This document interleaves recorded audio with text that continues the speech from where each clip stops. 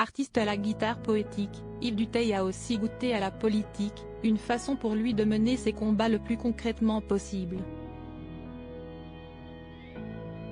Dans Le Figaro, il aborde ainsi son rôle d'ancien maire et fait une révélation insolite sur une immense artiste. Le talent musical d'Yves Duteil est bien connu et ses 50 années de carrière sont célébrées avec un coffret.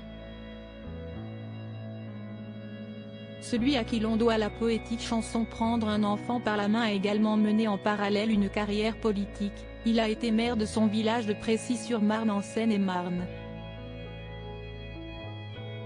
Pour Le Figaro, l'artiste de 74 ans se remémore de nombreux moments de sa riche vie, livrant des anecdotes très surprenantes. En 1989, Yves Duteil devient édile, une façon pour lui de mener jusqu'au bout ses combats pour améliorer son village. C'était complètement inattendu, mais en même temps, ça a été une période passionnante pour moi et mon épouse, Noëlle Léonore Mallard, mère de sa fille Martine, note de la rédaction, qui était mon adjointe. Ça a été une belle aventure humaine qui m'a aidé à m'ouvrir. Durant 25 ans, le chanteur, connu pour être chiracien, était donc maire, menant de nombreux combats en rêvant d'être utile pour ses concitoyens. Jacques Chirac lui avait d'ailleurs conseillé de se présenter pour pouvoir accomplir ce qu'il souhaitait.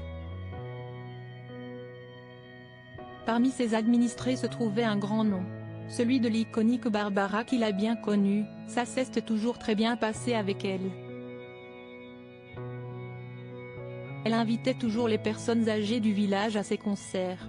Pour sa série de concerts au Châtelet en 1993, elle avait distribué des préservatifs à la volée.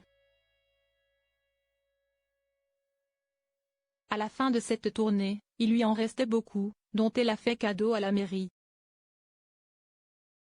On s'est retrouvé avec 1 mètre cube de préservatifs à distribuer aux jeunes du village et des communes voisines.